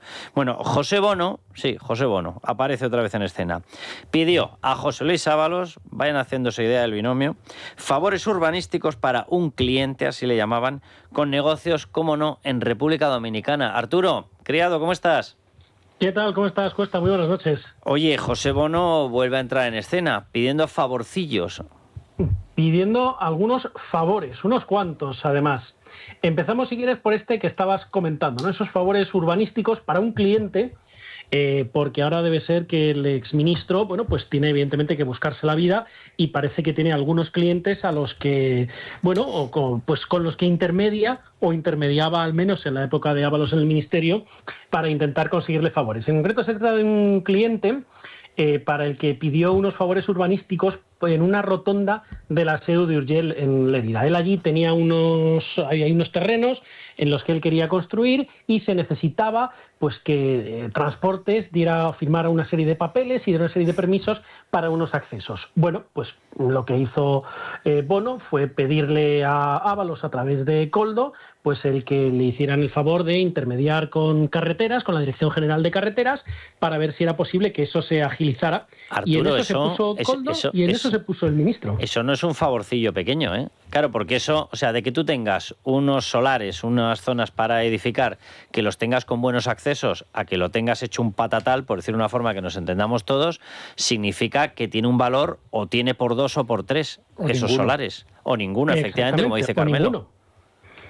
Esa es la historia. ¿Qué es lo que nos dice Bono? Que esa operación no salió, que no consiguió desbloquearlo y que, por lo tanto, su cliente pues se quedó con un palmo de narices, pese a que él había intentado que en el ministerio eso se agilizara. Claro. O sea que José Bono, Arturo, os lo ha reconocido. Sí, José Bono nos lo ha reconocido. De hecho, es él quien nos dice que era un cliente suyo. Ah, y un cliente de República Dominicana.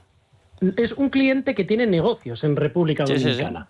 Sí. Y allí los favorcillos se hacen al revés. Es decir, yo te hago un favorcillo aquí y tú me lo haces allí. ¿O cómo tiene funciona? Empresas en República Dominicana, bueno, también. Sí.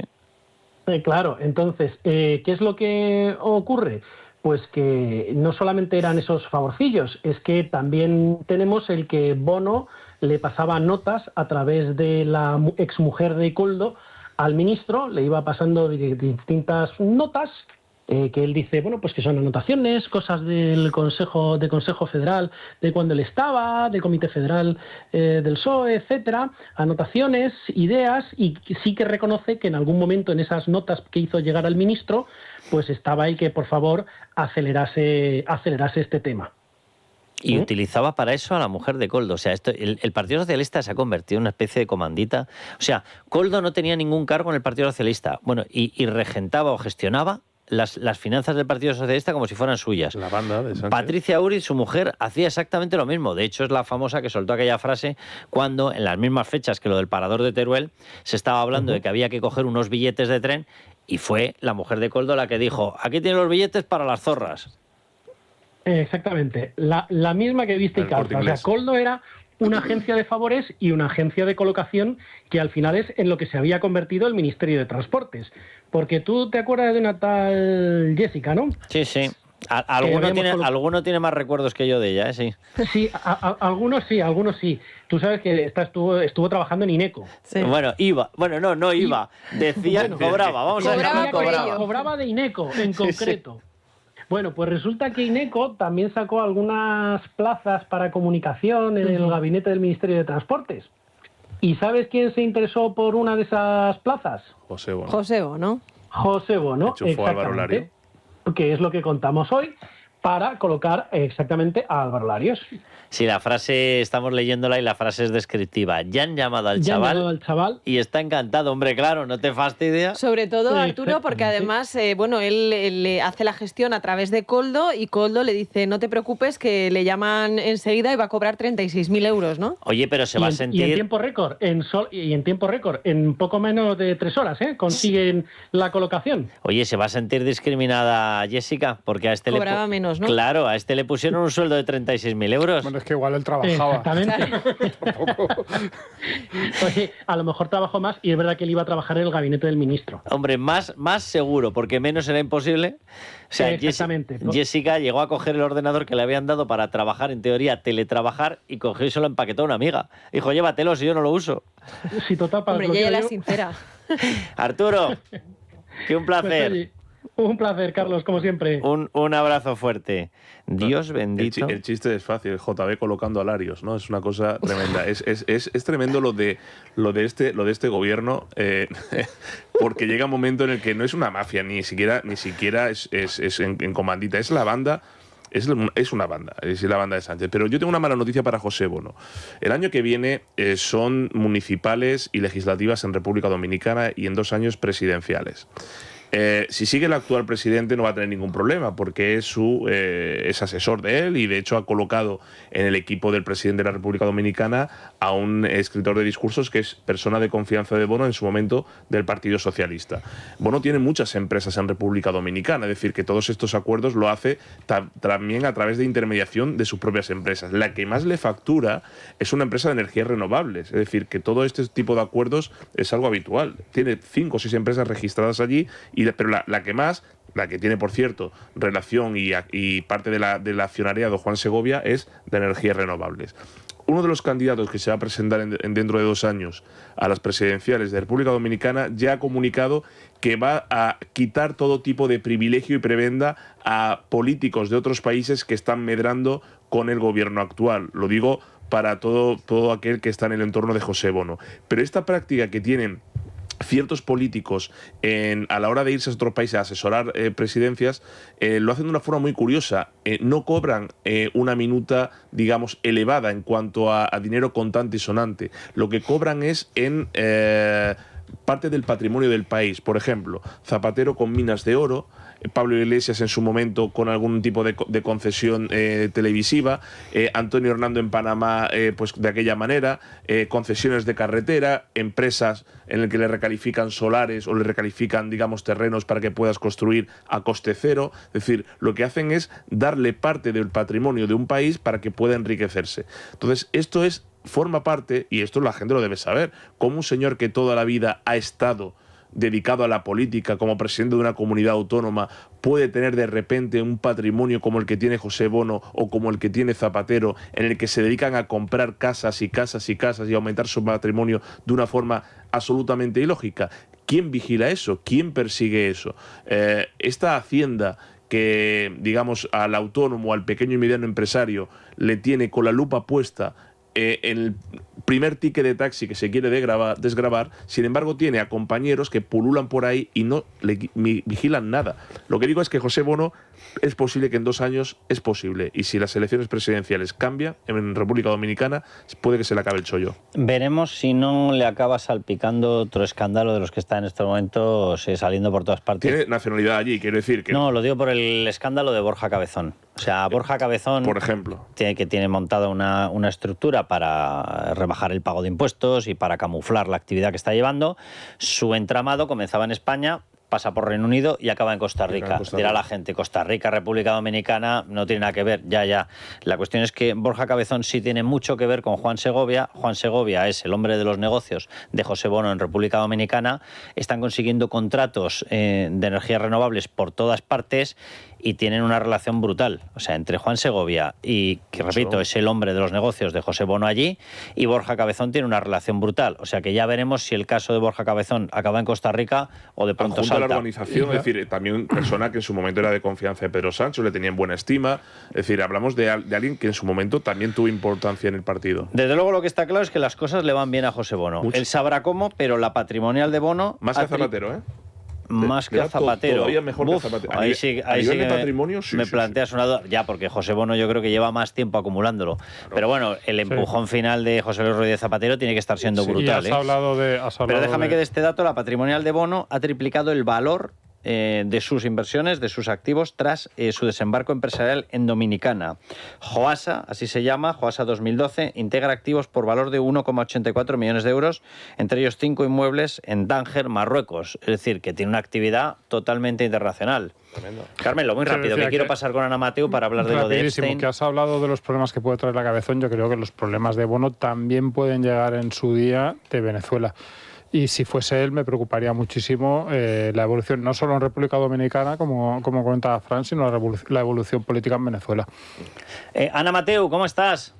Hola, Carlos, buenas noches. Ana, bienvenida, redactora jefe de CHIC, de Libertad Digital, y vamos a comentar contigo los avances del caso Epstein, el expríncipe Andrés de Inglaterra, detenido por la policía británica por sus vínculos con Jeffrey Epstein. Las últimas informaciones que tenemos es que habría salido después de 11 horas, ¿verdad?, en prisión.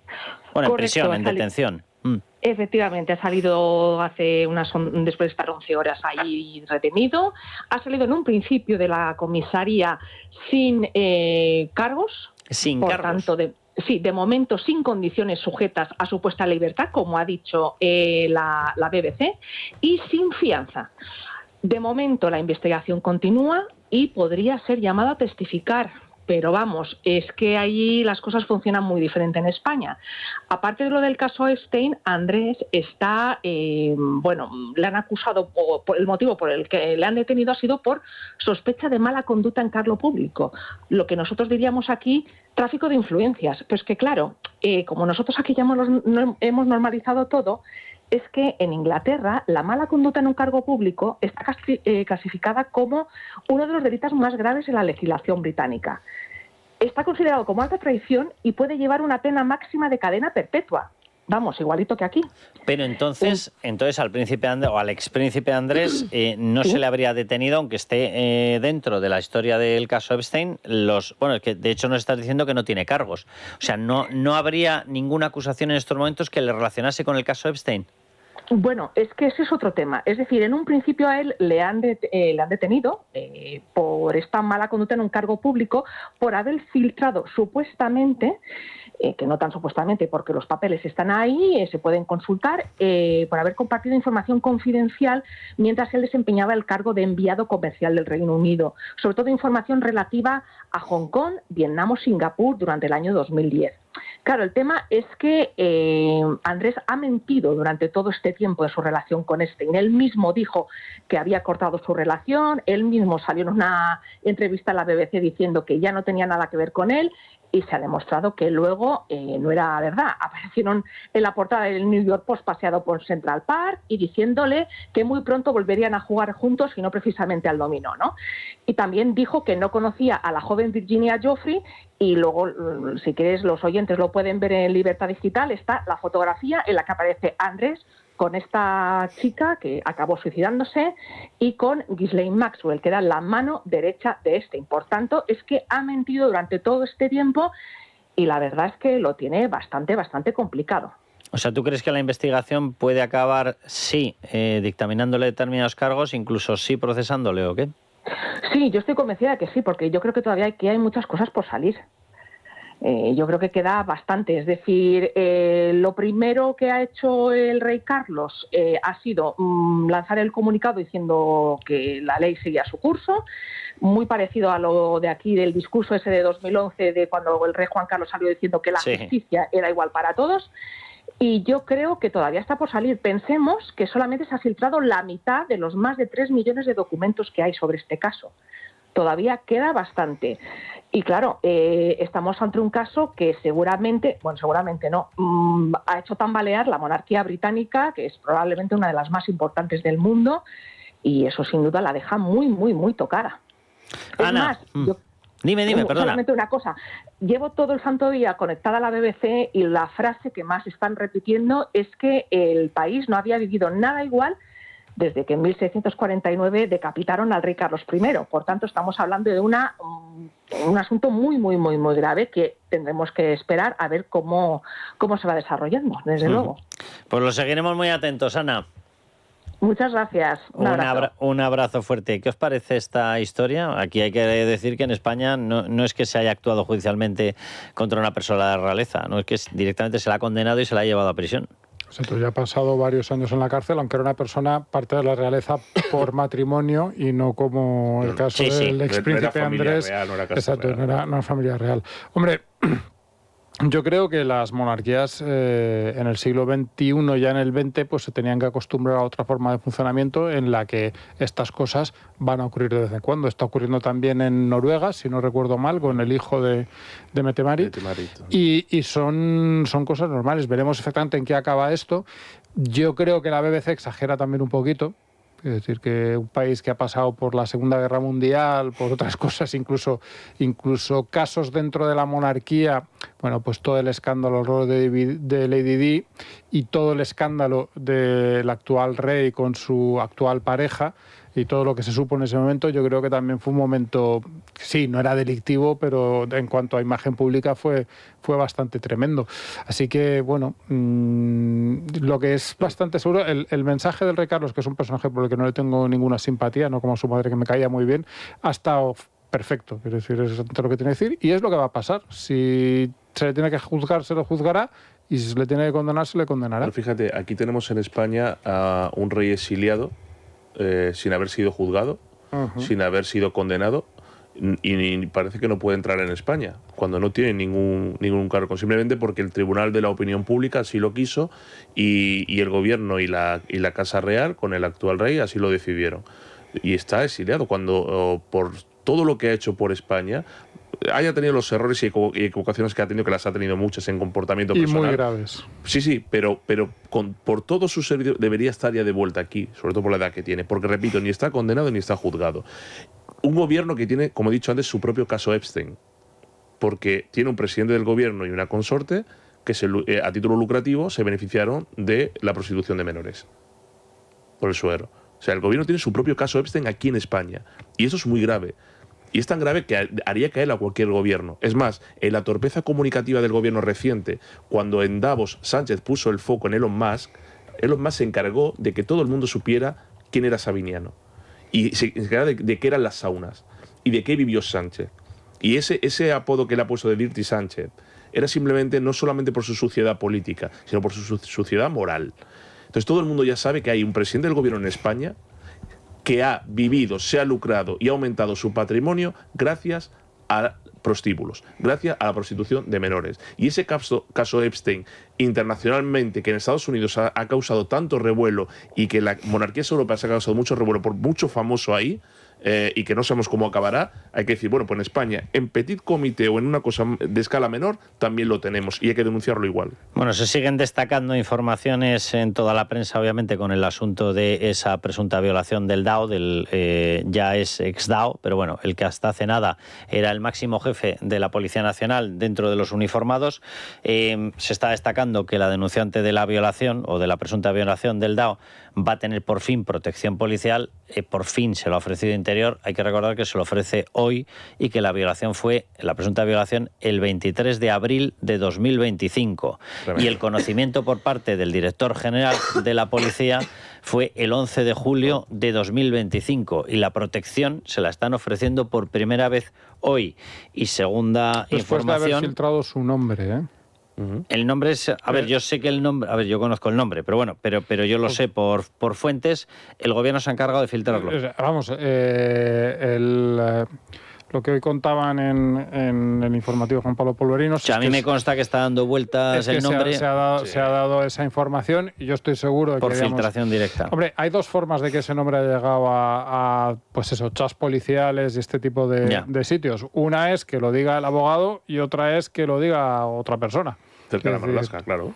Que, por cierto, vamos a ver, yo sé el nombre de esta persona, lo sé por fuentes policiales, nada favorables a Fernando Grande Marlaska, pero claro, aquí hay un problema. El ministro Fernando Grande Marlaska está diciendo que se ha enterado hace 3 días y en la policía te dan el nombre y te lo dan con una naturalidad, bueno, no en la policía oficialmente, sino fuentes policiales, te lo dicen, lo que quiere decir que efectivamente lo que hemos estado contando a lo largo del programa es totalmente cierto, que en la policía se conocía este caso. ¿Pero cuándo es la fecha? Si no te pueden dar el nombre. La fecha de la violación, 23 de abril de 2025. Es decir, estamos ya cerca del año. Que sí. En un año Marlaska no se ha enterado. No. Todo lo que ha pasado este año ha sido intentar que esto no saliera a la luz. Cuando ya sale a la luz, por las razones que sea, es el modus operandi del gobierno. Negarlo, taparlo, ocultarlo, protegerlo y en última instancia decir que actúan con empatía. Lo han hecho todo. Bueno, nos vamos a ir a publicidad. Vamos a volver con Nicolás Pascual de la Parte, con el que vamos a hablar de qué es lo que está ocurriendo